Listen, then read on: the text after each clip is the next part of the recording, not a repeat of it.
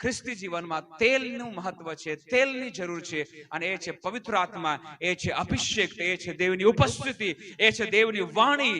તમારી ને મારી સાથે જે વ્યવહાર કરનાર દેવનું વચન છે એની જરૂર છે. Amen, hallelujah, hallelujah.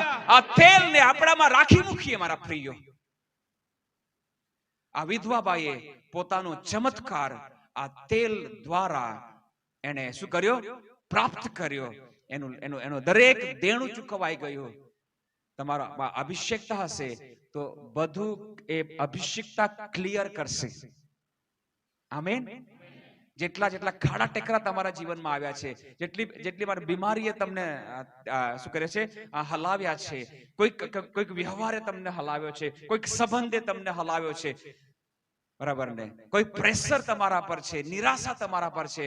જો પણ અભિષિક્તા હશે તો અભિષિક્તાને ખબર છે કે કેવી રીતે બધું સેટલ કરવાનું છે. આમેન.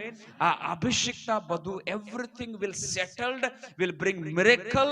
એ ચમત્કારને લાવશે, એ ચંગાઈને લઈને આવશે, એ માર્ગને ખોલશે, એ દ્વારને ખોલશે. ઓ એ પરિવારને સ્થાપિત કરશે, એક કરશે, પ્રેમમય બનાવશે. સગળું અભિષિક્તા કરશે. આમેન.